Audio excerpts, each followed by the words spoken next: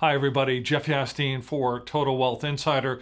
My Banyan Hill colleague Matt Battiali is right on the money when he suggested in recent days that we will soon see yet higher oil prices, in part because of the sort of ongoing economic slowdown and collapse that's happening in Venezuela. Venezuela being a major contributor of oil to the overall global oil market. But I think there's a second reason that we should expect higher oil prices, and that has to do with U.S. oil production.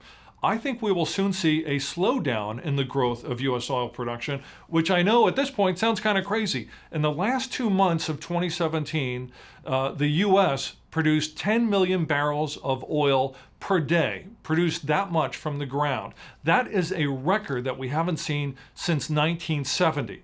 But I think that it's wrong to expect that much growth in the future, and that's for two reasons. One is that most of U.S. oil production these days comes from what we call fracking. That's the idea of fracturing underground rock formations in order to remove the oil from them. And that's how most oil production takes place in the United States right now.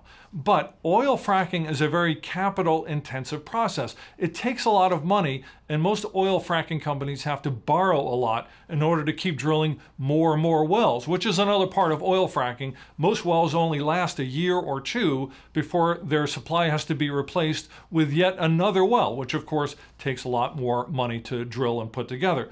There's a second reason why we should expect less oil production in the U.S. Or less growth in U.S. oil production coming up soon. And that also has to do with the areas that oil fracking occurs in.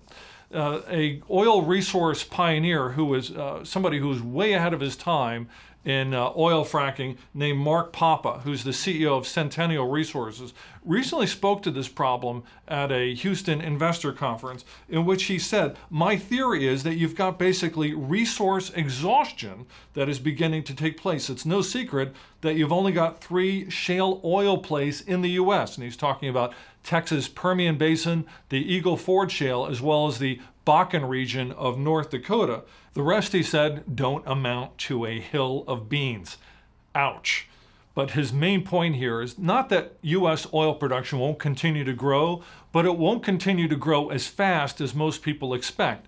And when the global oil market recognizes that, they'll also realize that there isn't enough supply coming online to offset the increasing demand that we're seeing from China and India with their growing economies. So the overall idea here is that we should expect higher oil prices. I see them hitting $75 a barrel by the end of the year. And if you want to benefit from this, I would highly recommend an ETF, VanEck Vector's Oil Services ETF, the symbol is OIH, as one way to profit from this long-term trend.